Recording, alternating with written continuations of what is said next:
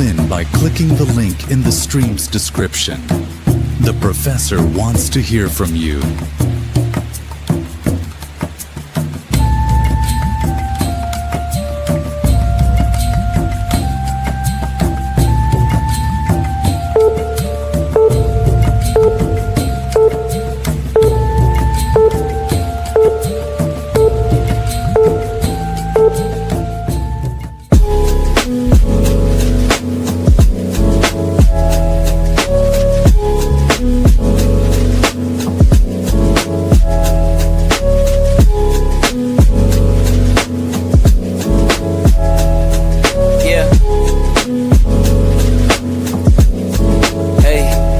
Beginnings on the cusp.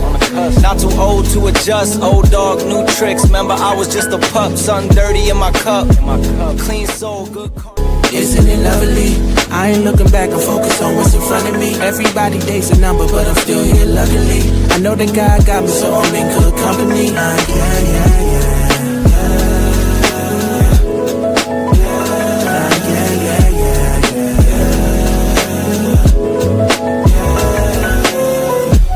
Isn't it lovely?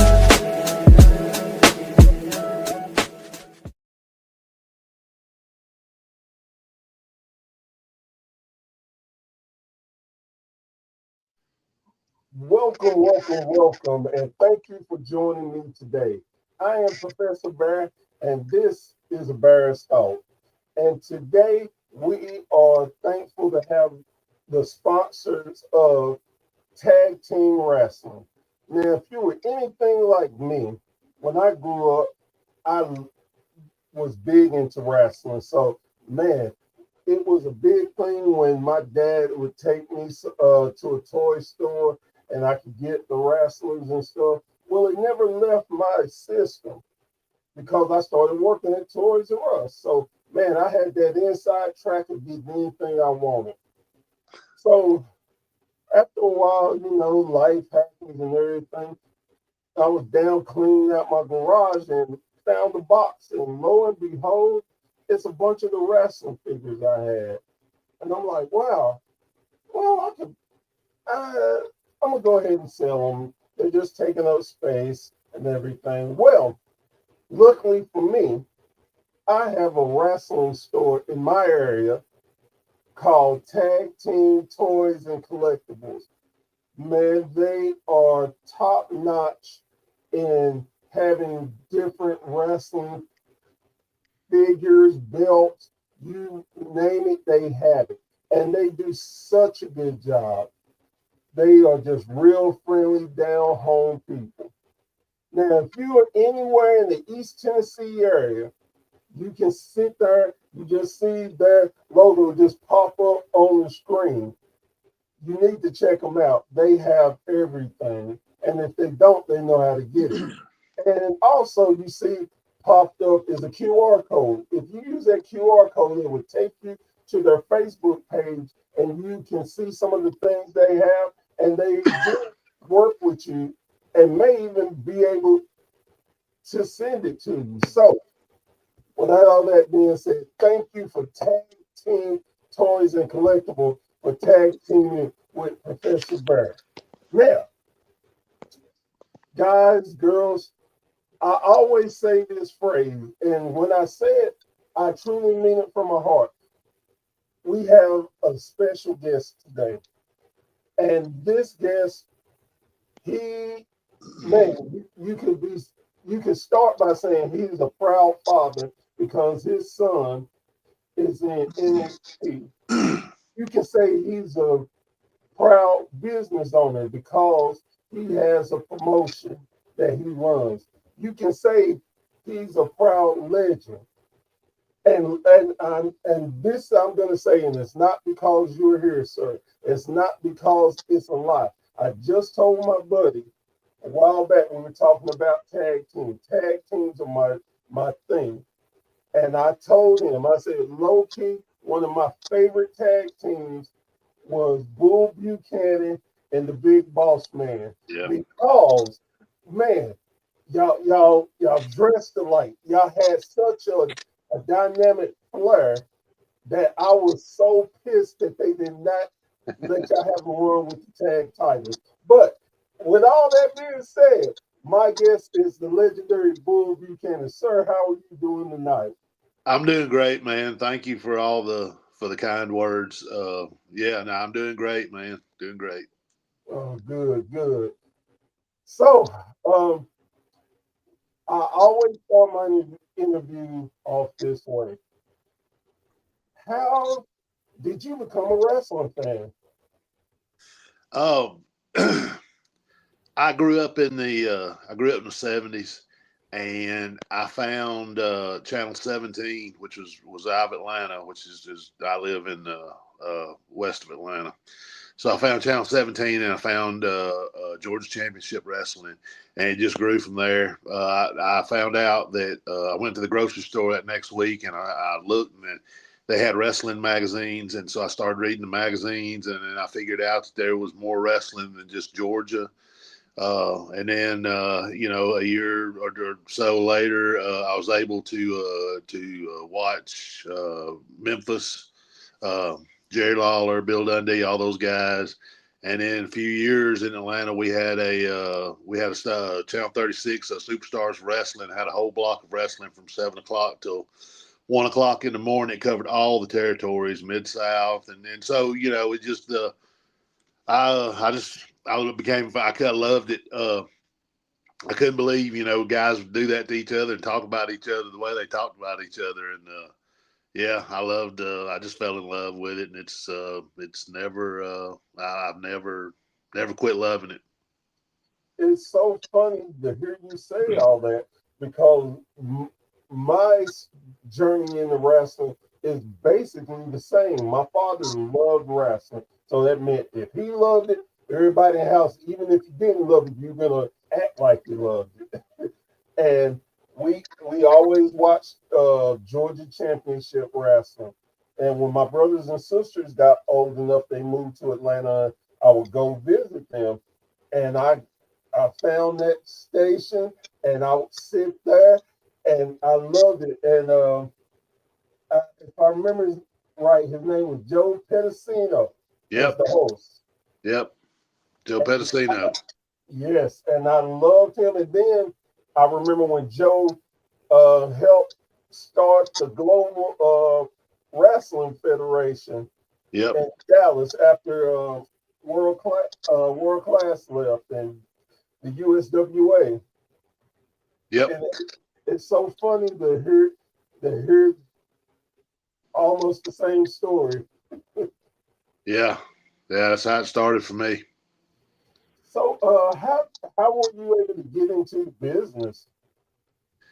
Uh, I like I said, I just stayed a fan, and just got out of college. It was a different time. It's harder to get into business. You had to know somebody that was already in the business to kind of let you in. But I had a chance to get into it in about 1986, right after I graduated. And I had an aunt that knew a guy named Snake Brown. He used to wrestle on Georgia Championship Wrestling. He was an enhancement guy, but it would have been a foot in the door. But I had offered to play basketball at a small Division III college close by here, and so I took that, and I stayed down there a few years. And once I got out of college, some guys, some guys that lived here in my town had gotten trained, and they were doing it. They were running the show, so I just approached them, and yeah, it just went from there. They got me in the business, and I just like everybody does, I just started networking. I get on a different show than my home show, my home base, and then from there I'd meet somebody, and I'd go to another show, and I started making the rounds in Georgia and Alabama, and then branched up into Tennessee a little bit. Cool. So what well not what but how were you discovered with WWE? Well, when I was still on the Indies down here in Georgia, that Joe Pedicino, that same wrestling block was still on Channel 36, but it had been reduced down to I think 3 or 4 hours because all the territories were gone. And the only shows that were left were Memphis Championship, Smoky Mountain, and a small TV show here in the Atlanta area called North Georgia Championship Wrestling. And I got on that. I was about 6 months in the business, and I went and did a little tryout, and they liked me, and they liked my buddy, Bulldog Reigns. So we both went up there, and I got a really good push. I won the Georgia Heavyweight Championship, and so Smoky Mountain Wrestling was on that block along with Memphis, Smoky Mountain, and in North Georgia. I think we came on like 1 o'clock in the morning or something. But Jim Cornette came down to the Cobb County Civic Center once every 6 months or so. And New Jack and Mustafa were friends of mine. We'd met down here in Georgia, and we started hanging around, traveling a little bit together. So they got and they were in North Georgia Wrestling. So they got a chance to be on the Jim Cornette would give us, since we promoted it on our TV, Jim Cornette would give us a match on the Smoky Mountain Show when it come to Cobb County Civic Center. And I think the first one was New Jack and Mustafa, and Jimmy saw them. And of course, the rest is history. But I was on the second one. And so I already had New Jack Mustafa up there pulling for me. And I'd already met the Armstrongs. Bob used me as Lord Humongous over in Alabama a lot, so I was good with the Armstrongs, and I'd met Ricky and Robert. So, I had quite a few people up there pulling for me, and did the match, came back, and Cornette was waiting for me in the dressing room, and he told me, I guess everybody had kind of told him to come out there and watch, and I did the leg drop off the top, and he said, well, I've never seen anybody do it like that except for Bobby. So I said, I ain't got a spot for you right now, but I'll keep you in mind. So I went down to Puerto Rico for a few months, came back, got on with Smoky Mountain. When Smoky Mountain shut down in December, I think, of 1995, Jimmy told me, he said, just keep working. He said, I'm pretty sure I can get you a job up there. Just keep working. And I said, okay. So I did. I just went back and started, working indies again, and did did a small stop off in ECW. A guy named Billy Black and myself went to ECW for a weekend, and they liked us there. But Cornette, right afterwards, he had me a contract in the mail, and so I signed with WWF. And a few months later, Jerry Lawler was calling me and telling me when to be at the television station in Memphis, Tennessee. So yeah, that's kind of how it started for me. No, again, it's so funny hearing your story and stuff, because I'm in Knoxville, born and raised in Knoxville. Yeah. And I know the history of Smokey real well. And I was blessed to meet New Jack and Mustafa, and they were just two of the nicest guys. Yeah. And I would never forget it. It was at Tennessee Valley Fair, and they had just won the titles from the Rock and Roll Express, but they reversed the decision and took the title. And they were last ones to leave, and me and my buddy just happened to be there. And I talked to him for a second. Before I knew it, all four of us were standing there for about an hour and a half, just cutting the crap. But and then like I said, it's just like, man, I can imagine me right there beside you in your story because of so many people that I know and stuff. That's amazing. Yeah. Yeah, good dudes. So with when you got your you got signed with WWE, you did a little time in Memphis, correct? Yeah. Was it how did you feel wrestling in Memphis, knowing all the history that was Memphis wrestling? Oh, it was great. I grew up watching Memphis, and so all the places and all the people and all the it was all it was great. Um, I went there originally. I went there and I went as the Punisher because that's what I was doing for Cornette and Smoky Mountain. So I just figured I'd use this. I really didn't have an idea of what to do, and I went out there and worked and then I think maybe in January of that year, got called up to WWE for a costume fitting, and then they didn't tell me at first, but then we got called up. I got called up to Stanford, and I met Mike Halleck, Robin Smith, and Kurgan, which was the Truth Commission. And then they sent us back down there. I think we stayed in about another 6 months, and then they called us up. But no, it was great, man. So Jerry Lawler called, which was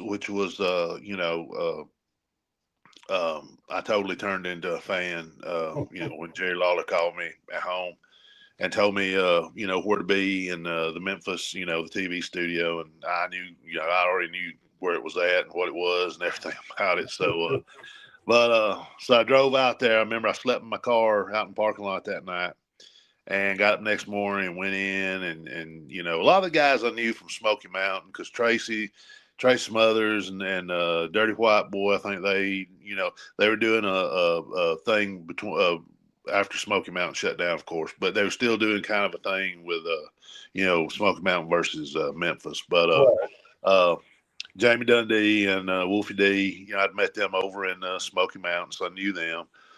Brian Christopher, I'd met him over in Smoke, so I knew most of the folks. I had met Jerry Lawler, but I didn't, I hadn't really got to work with him or anything, and hadn't met Dundee, and so that was really cool. But they sent me. They sent a guy named Bart Sawyer, who was one of Roddy Piper's proteges, and Dwayne Johnson, The Rock. We were all sent down there within a week of each other, and so we stayed down there. Rocky got called up first, and then I don't know if Bart ever got called up. I think he when Piper went to WCW, I think he might have went down there for a minute. But then I got called up pretty quick after Rocky did. So, but it was I got there. We did live TV, and it's live TV every Saturday morning. I think it was from 9 to 11. And then got on the loop, and the loop was, let's see, we would do live Memphis TV in the mornings from 9 to 11. There was a house show on the other side of Memphis at 1 o'clock. So you trucked over there, and then the show in Nashville was that night. So if you got done at the big one around 1 or 2 or 3, because it was a 4-hour drive to Nashville, you had to haul ass and get to Nashville because that's where the house show was at the Nashville Fairgrounds that night. Then we were off Sunday, and then Monday we were in the Memphis Coliseum. I got to work there just a couple of times before they quit going, but I did get to work there. So we're wrestling in the Memphis Coliseum was great. And then Tuesday night was Louisville Gardens, which was another, it was one of their big towns. So yeah, everybody knew about Louisville Gardens. I think Wednesday night was Evansville, Indiana, I believe. Thursday night was maybe like Dyersburg, Tennessee. Friday night maybe was Jonesboro, Arkansas. And then Saturday you were back in the, Saturday morning you were back in the TV studio for TV. So it was great, man. I loved it, but boy, you'd kill a car out there quick. I mean, you talking about putting some miles on a car. I hear the older guys, would talk about Mid-South, and those drives, but Memphis had to be right behind it or real close to it because, man, you'd kill a car quick out there. And I mean, we were all young guys, and for the most part, I mean, I know me and Bart and Rocky at that time, none of us came from money. I mean, we were just all our cars were pretty much junk when we got there. So, well, I know I went through one. I think Bart and Rocky probably went through. I think Rocky had like a little some kind of little small SUV, and it's probably the most decent one out of all three of us. So we drove it a lot, but yeah, it didn't last long. I, uh, I, I remember listening to the stories on Mid South on their driving, and I thought, oh my God. Then I knew about the Memphis one, and I always thought to myself, how in the world that y'all were able to do that and without a lot more tragedies of wrecks and stuff? Because man, y'all didn't get rest. Because if you wanted to earn money, you had to wrestle. So, Yeah. Well, I mean, they'd be three or four of us in a car, and we'd just keep each other awake, telling stories and talking trash and stuff like stuff like that. Stuff guys do. We try to travel in in groups and with a few guys that way, because you traveling by yourself, man, it's so easy just to nod off, especially at 3 or 4 o'clock in the morning. But yeah, no, but I. Uh, I was okay. I mean, for the time I had in the business at that time, when I got there, I was okay. I mean, I was, like I said, for my time in the business, I wasn't horrible, but I wouldn't say I was good either. But getting there and being able to work, not even 7 nights a week, but sometimes two, three times, twice, three times a day, uh, man, it made a huge difference. And then going from there, going to WWE, which, at that time, sometimes we were on the road 13, 14, 15 days at a time. So you're working every single day. And then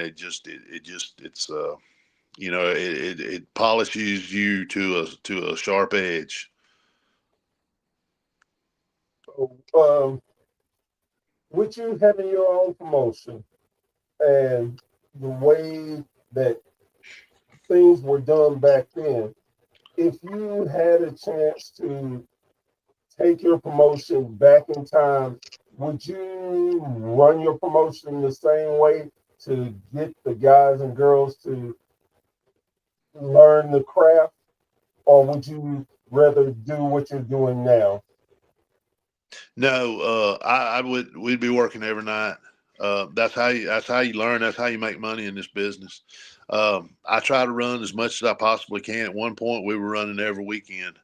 Um, so no, I base my promotion off of the kind of the what I was brought into is Smoky Mountain. I base my stuff off of Smoky Mountain, off Jim Cornette, because he based his stuff off of guys like Bill Watts in Mid South, and Bill Watts based his stuff off of guys like Eddie Graham in Florida. So you know, um, they all learn from they learn from the greats. And so when I was with Cornette, I was his bodyguard, and man, I was green. I felt so bad looking back sometimes at some of the matches. I was so green. But Cornette would actually coach me from outside the ring like a manager would do. But not, he would tell me, hey, do this, hey, try that. So he would be coaching me the whole time I was in the ring. But also, I tried to stay around him as much as I could, and I just tried to listen. And I listened, and I watched the way that he ran promotion. And I would ask questions, why did you do this, and that kind of stuff. And so, the way I see it, I learned from him. He learned from Watts. Watts learned from Graham. Graham learned from, I think the guys that actually started this, the Ed Lewis, Strangler Lewis, guys like that, So, um, but at the same time, it's a different time. I'm huge on social media. I believe, I'm not one of these old guys that I'm on Facebook all the time. I'm figuring out Instagram, TikTok, YouTube. We got it all. So in that respect, but as far as how I run it and how I, present it and produce it, uh, yeah, it's old school, I guess. That term is so overused now, and usually when people use it, it means they don't know anything about old school. But it's based off of Smoky Mountain, which was based off of a Memphis, or Bill Watts. So, yeah. Um, and I'm glad you brought up the term old school. I think that a lot of people, like you said, they will use it as a derogatory term of that was back then. Nobody does that now. Instead of understanding what I think is the true definition of old school, it's hey, old school is where they learned and did things a different way. Not saying it was better or it's less than, but it's just the particular way they trained because the business was different. That, Yeah.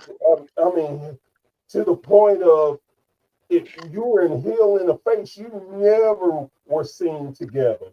Right. You would kill a town if you were. Yeah. Not Yeah. and like today, they on Instagram, their social media, they together laughing, and they just had a blood feud, and Yeah.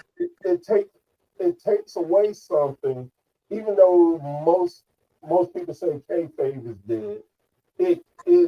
It's not for me, and I think it's not for a lot of fans because yes, we that's just like saying, oh well, wrestling is fake, it's choreographed. Well, look, no one's stupid. We understand what it is, but we still enjoy what they put on as to me is like saying, okay, this is fake, but you believe what happens in movies and TV shows.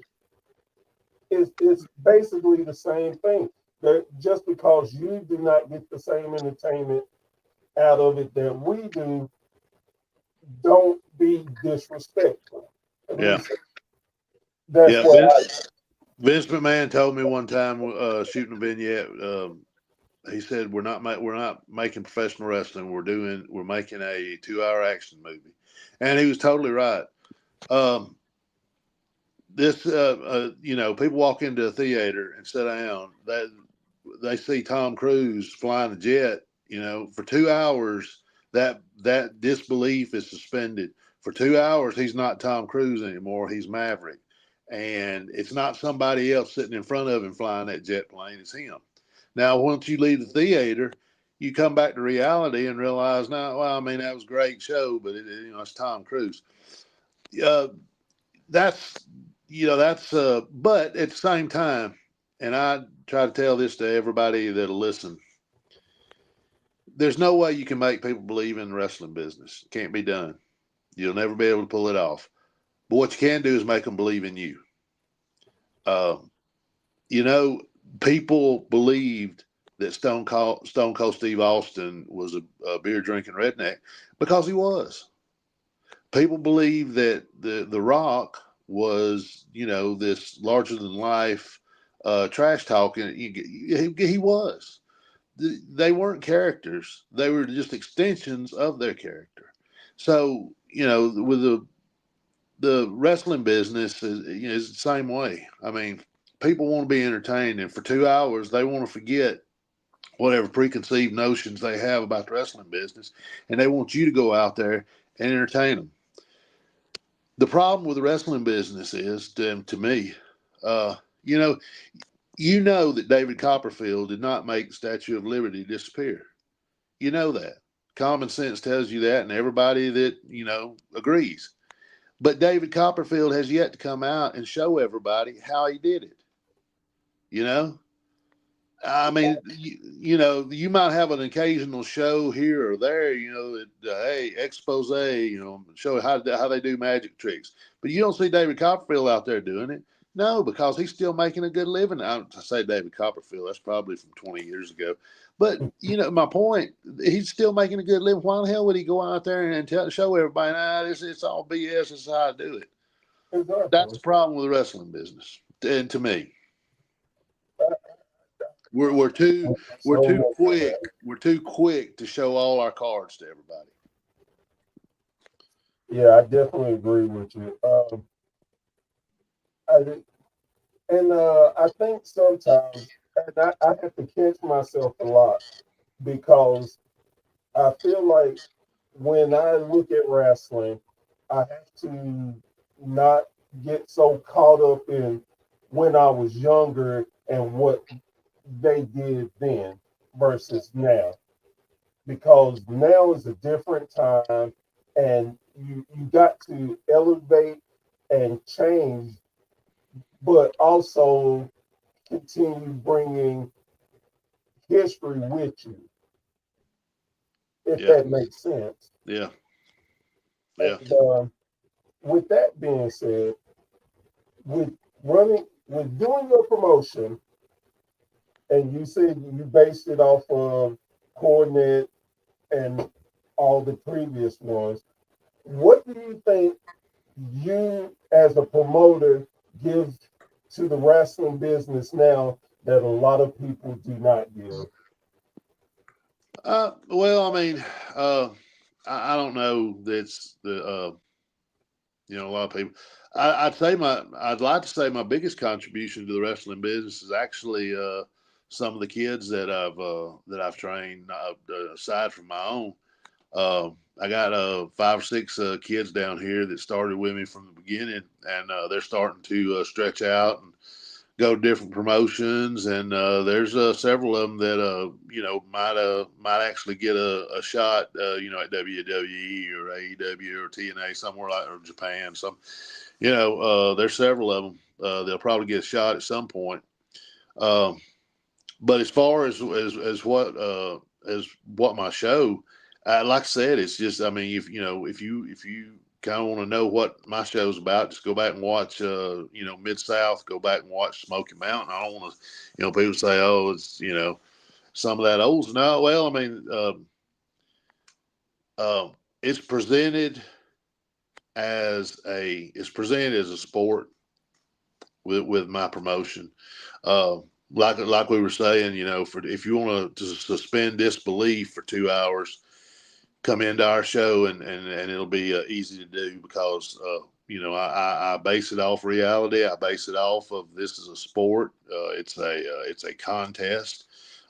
Titles are what guys are going for, but personal issues get in the way a lot of the time.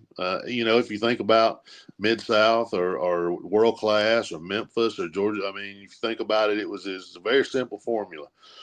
Uh, it's all about the titles and making money, but personal issues always get in the way of that, and that's where your storylines come from. Jerry Jarrett had a sign in his office and said, "Personal issues draw money," and that's true. If you think back to all the great feuds, Tommy Rich and Buzz Sawyer in Oh, Georgia, Jerry Lawler and Bill Dundee in Memphis, Ron Fuller and Bob Armstrong in Knoxville, Tennessee.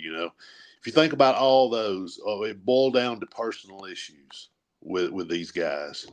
So yeah, I mean, personal issues. I'll never forget that as long as I live. Personal issues draw money. They do. And it never fails. do you feel like um, that in today's wrestling that and it's still being shown today with personal issues, but Sure. do you think that they don't dive into it enough as far as like you knew why Bob Armstrong and Ron Fuller didn't like each other. They gave it to you in a dose where you understood you could pick it up anytime. Versus sometimes I feel like they don't go into enough details when they're trying to tell grudge matches with people. I mean, WWE they spend so much time talking about the issues.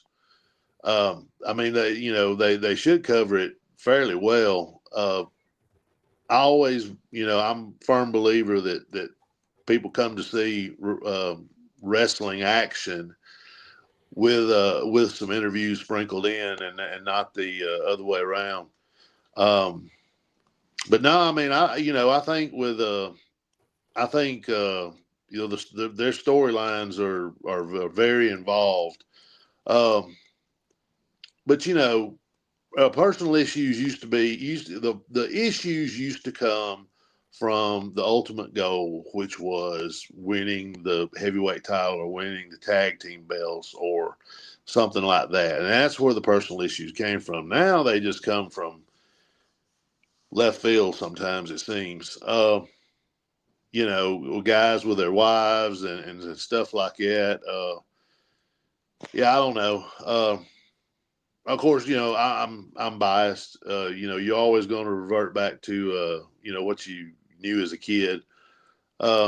So yeah, but at the same time, you think until YouTube came along, I thought a lot of these matches I remembered from a kid, and these feuds and all this stuff was the greatest stuff in the world, and there's no way we could ever touch that, And then you watch YouTube and you go back and you watch it again as an adult, and you realize, well, it wasn't quite as great as I thought it was, but it was still okay. You build it up in your head, but yeah, I mean, I think like I said, the older mentality is kind of, the personal issues usually revolve around somebody doing something to somebody, screwing them over or messing them over for a belt or something, or, something like that. Right. Nowadays, they come from everywhere, I guess.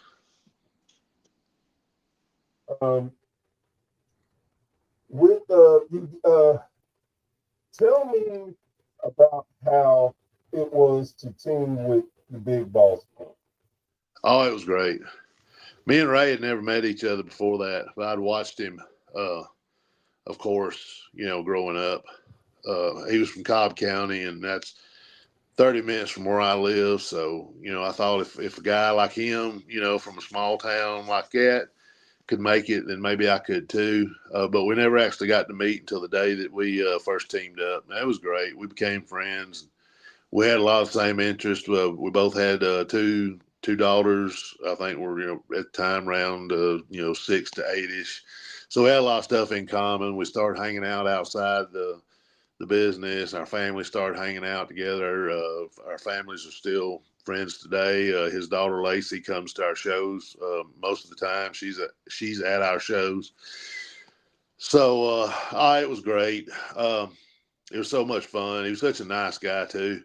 You'll never hear a bad word about Ray Traylor. But I learned so much from him in the ring, just watching him and riding up down the roads, talking to him. Some of the stuff he did, just the simple stuff he would do, that would get the crowd reaction. I don't think there'll ever be anybody that gets as strong of a reaction as two people did in WWE at that time. And it didn't matter if they were working on top or if they were jerking the curtain. It didn't matter where they were at on the card, if they had been gone for a year or two, if they were been out for an injury for 6 months. X-Pac and Big Boss Man got the loudest heel reaction as anybody ever did, even when they weren't anything. If Ray Traylor walked out, he got booed. If X-Pac now, if X-Pac was, a good guy, I guess, at the time, of course, he'd get cheered. But the default reaction for both of those guys were to boo them, and they got the biggest reaction. Like I said, it didn't matter if they were on TV or not. People just, it was just, it was fun. It was funny. It was Ray and X-Pac. Right. I don't know what it was about you and Ray together, but it seemed like for them to just throw y'all together, it seemed like y'all were together for years. It seemed like y'all just had that great chemistry and that rare ability in tag teams to be able to do something and your partner knew. You didn't have to say it verbally. You didn't have to look at them. You just knew. Y'all were always in the right spots. And that for me, like I said, I'm a big tag team junkie. So I notice things a lot of people don't. And that's why I always, like I said, low key loved y'all because of just y'all were always there. And I always thought, man, why didn't they get a run with the titles? I don't know. Yeah, it was like I said, we were hanging out. We would travel together. We'd get home. We take about a day and then we were calling each other, or we were hanging out. So it was just a lot of time spent together. So we were kind of on the same page with everything. Yeah, I don't know. I was really, really PO'd when I found out that they were breaking me and Ray up. And of course, him being Ray Traylor, he tried to put a spin on it, and he said, "Oh, well, I got to get some stuff done to my knee. I think he had to have his knee scoped or something, And he said, "Well, they want to give you a good singles run, and so it's good for you and everything." But I just, yeah, I mean, if I could have one back and have one that I could have run with, that would be it. As good as all the other things were, man, that was the one that I really felt most comfortable with.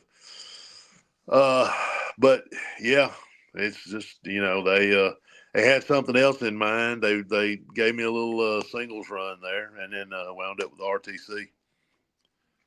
I was gonna bring that up. How did you feel about doing that gimmick?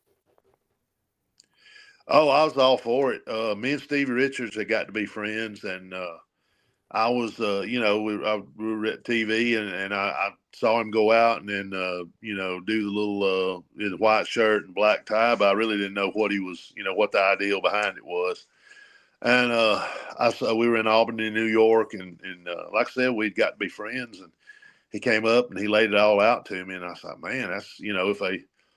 But I didn't have any idea they were going to add people to it. He said that they might be adding some more folks, but he didn't really had to know who. So for right then, it was me and him. So I said, well, like tag team or see the manager, but no, I knew it would get heat. I mean, if they did everything that they said they were going to do, I knew it would get heat, but I had no idea it would get the kind of heat it did. I had no idea that we were going to add. When we added Godfather to it, it just took it to a whole new level. And then we got Val, and then we got Ivory. Ivory was great. Ivory was, she was a real trooper. And she could go. People forget, man. Ivory had already been in the business for a while. At that, she's Tina Ferrari. And what was it? Wow, women of Tina Ferrari.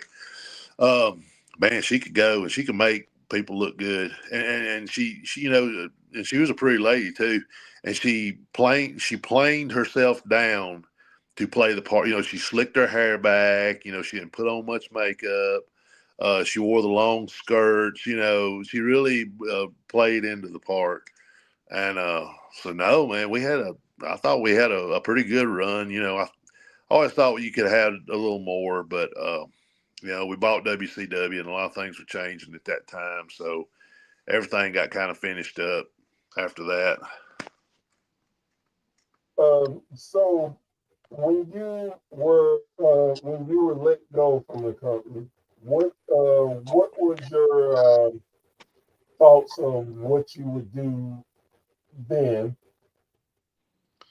Oh, I knew I wanted to go to Japan. I'd wanted to go to Japan ever since I got in the business.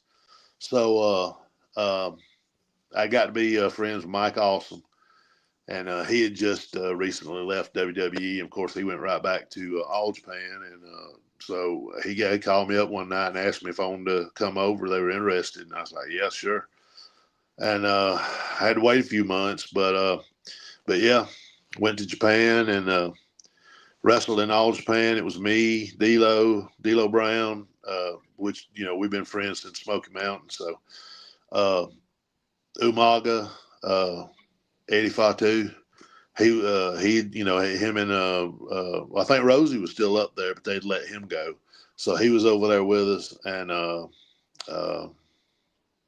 yeah, so we went over there and had a great run, and then me and D'Lo, Umaga came back to Eddie came back to WWE and became Umaga, and then me and D'Lo jumped over to Noah, and then spent another 4 or 5 years over there. We spent about 10 years in Japan. Oh wow.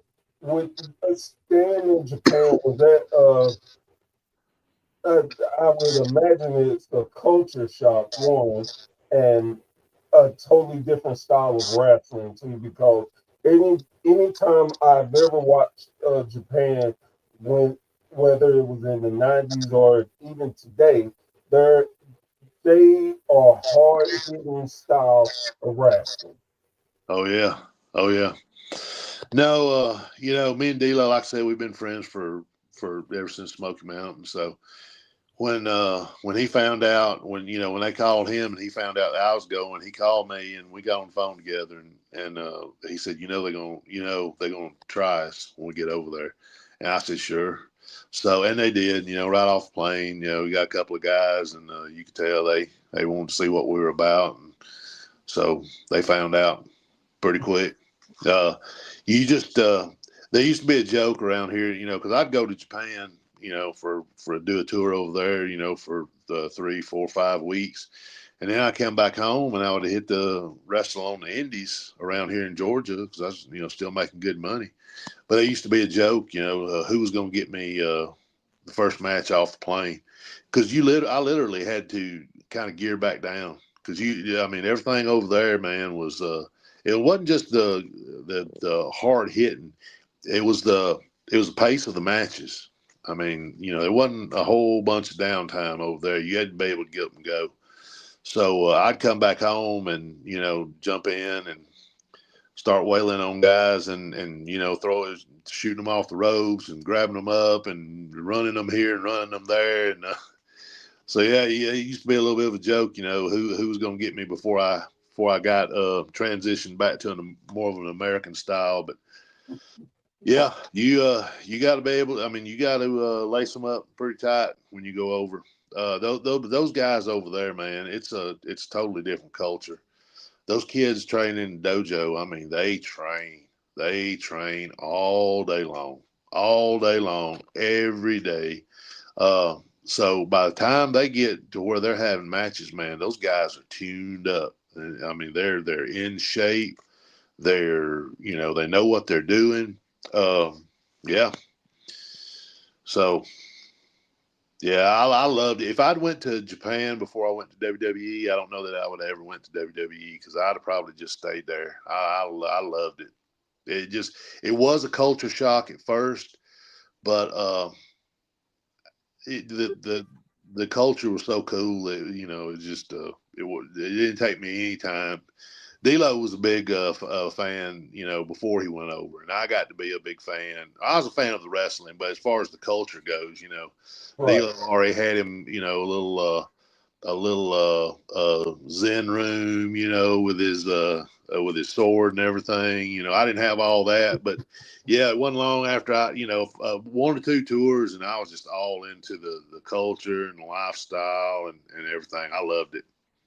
Uh, and again, back to me, I always looked at Japan wrestling as if you can do anything you wanted anywhere else in the world, but you never proved yourself unless you went to Japan.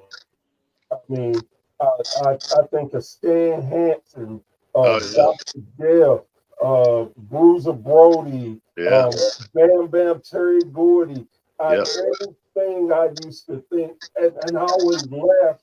I laugh today when they talk about hardcore wrestling. I'm like, yeah, what you saw in ECW ain't really hardcore. Go look at some Japan stuff. yeah. It's well, real hardcore. No disrespect to them at all, but yeah, it's a whole different hardcore. Well, the ECW style, that hardcore style. Not saying that they didn't originate a lot of it themselves, because they did, but the over in Japan at that time, Frontier Wrestling (FMW) was just taking off, and that was one of the original hardcore wrestling companies. So yeah. Um, so let's talk about your son. How did he? Well, first of all, did you train your son in wrestling? Yes. Yeah. Um, I did. how did you? How did he get up uh, to WWE NXT?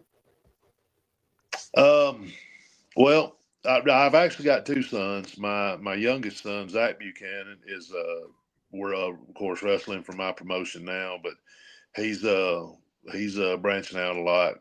He's 19 years old. He's going all over the southeast. So, but being I knew I kind of figured he would want to try it at least, because he was just a fan from the time he was little. That's all he talked about, all he thought about.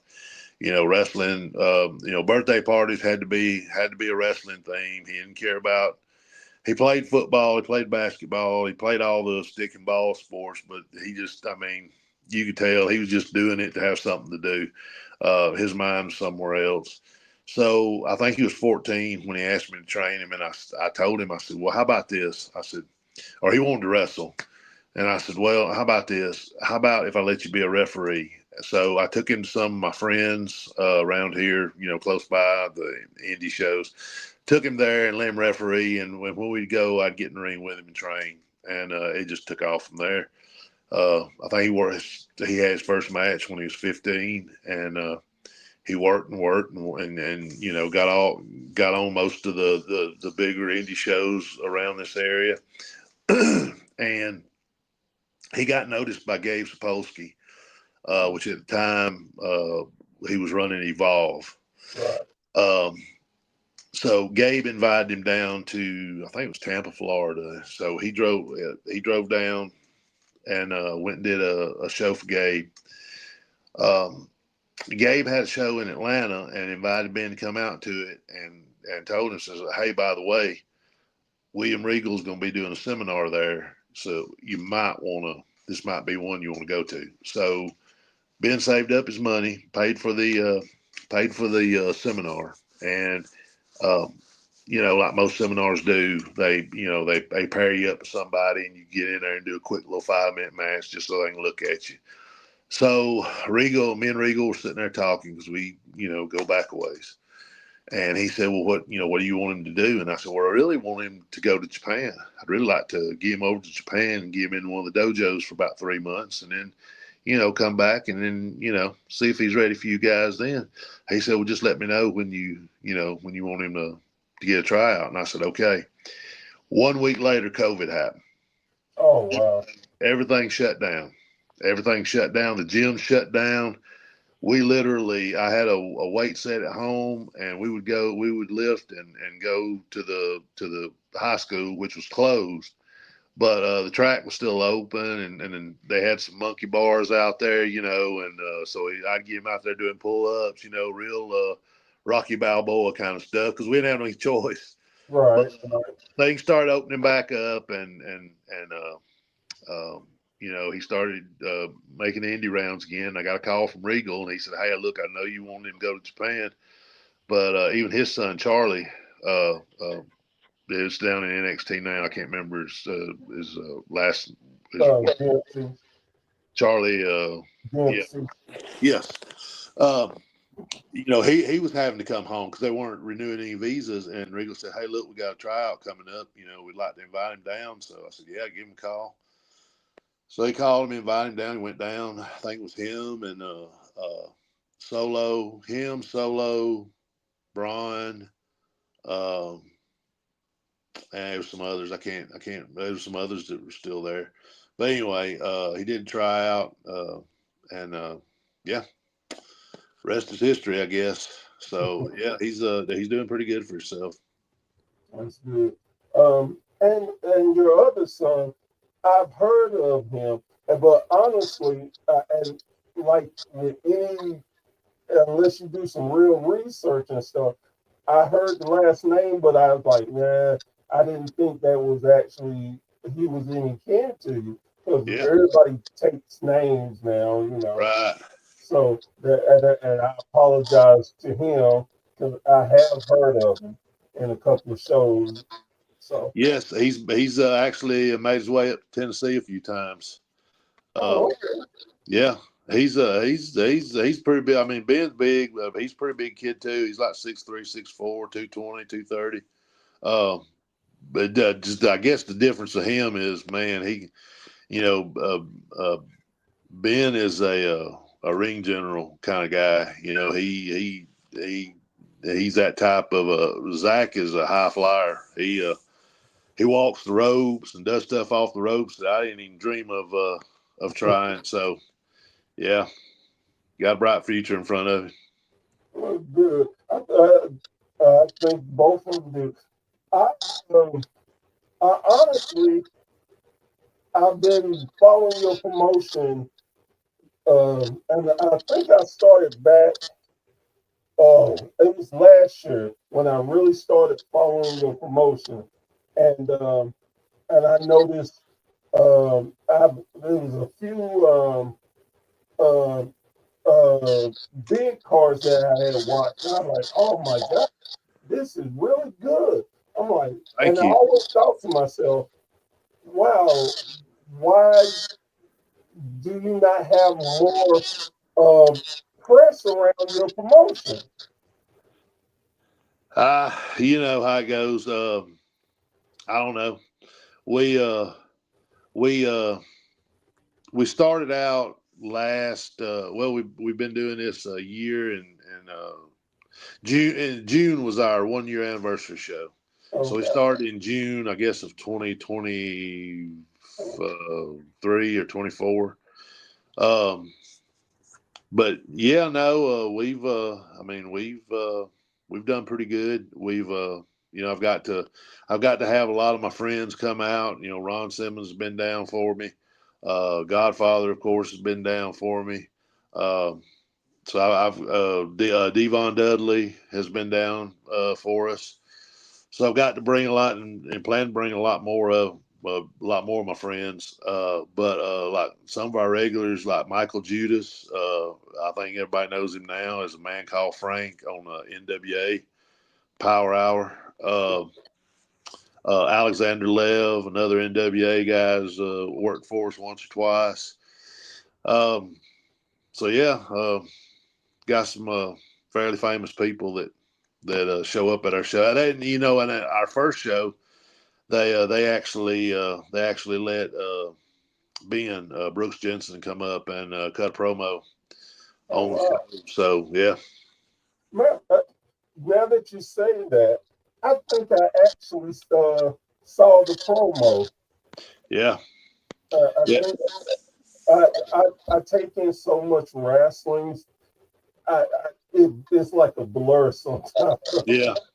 And That's when he was doing his I hate the WWE thing. yeah, Yeah, they let him come up and cut a promo and really cut into him pretty good. So we got a little bit of press right out of the box on that. yes. It is. I think that y'all are gonna grow so much because, like I said, and Thank you. again, I always try to be very honest with all my guests and not because it's very easy to seem like you're sucking up to the person and stuff. But I tell you no lie that your promotion has been growing. Every chance I get to see it and watch it, I just think y'all have it, and I'm just looking for y'all to go to that next level. Well, thank you. I sat down our first year. I sat down. I averaged. I did an average on what our attendance was through. I think at that time, like I said, we started in June, but we added a couple more towns. And I think at that time through I think 9 shows, we were averaging 420 people a show, which for around here is pretty good. Now some shows might have been 250, but other shows might have been 600, but an average of 420. And I haven't done it for this year, but if it's dropped any, it probably hadn't dropped much. We generally draw pretty good. We drew almost our 1 year anniversary drew almost 600 people.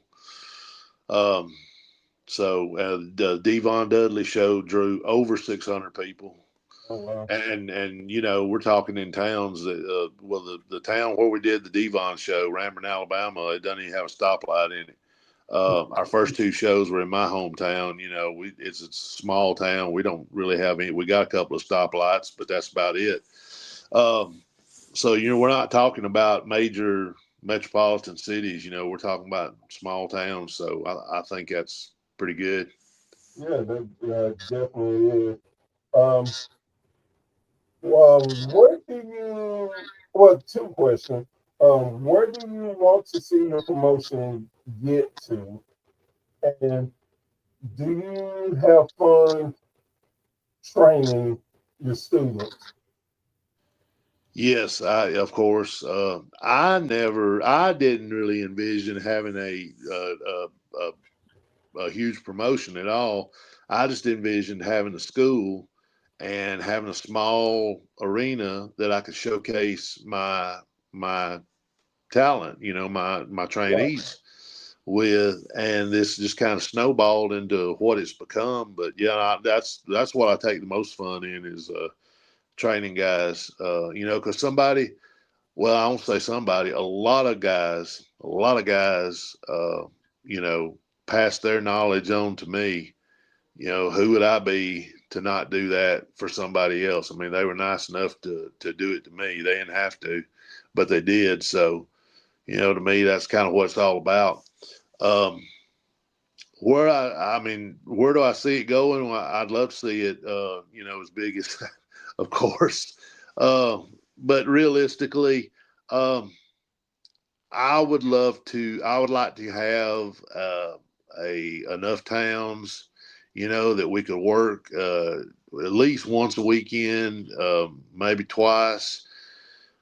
Uh, TV is so hard to come by and wishy washy. And like I said, I believe it or not, I've really embraced the whole social media thing. So I kind of see our TV as social media, which I think a lot of people do nowadays. I mean, Yeah. it's so much easier, and you're crazy not to take advantage of it. So I kind of, I see, I would really love to have, 2 or 3 towns per week that we could run, and just have a real small territory. I, I tell people to this day, I believe that wrestling now is the rebirth of territories, with the exception of the internet, because you can make your own show, like you were saying. You can make your own show. You have a consistent base, and you can do so many great things.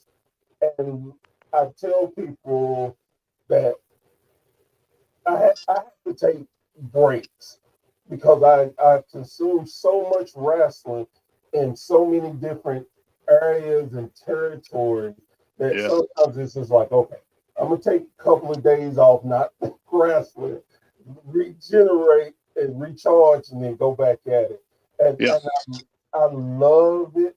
I love giving young indie guys and girls a break to have a platform for my show to come on, to give them a chance to build themselves up, to get people to notice them. And that's one of my main reasons why I do the show that I'm doing now.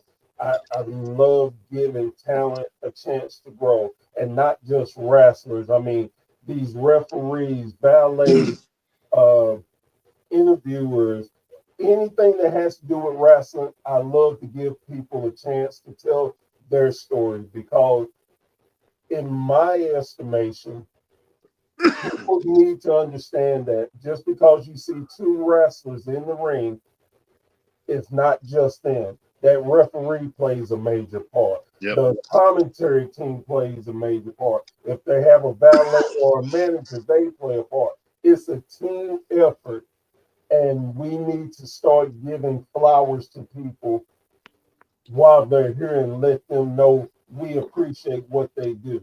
Absolutely. And, you know, again, if I have anything to say about it, and one of the old school terms, I'm going to leave wrestling better than I found it. So, yeah. I want to thank you for taking the time to talk to me. I appreciate you.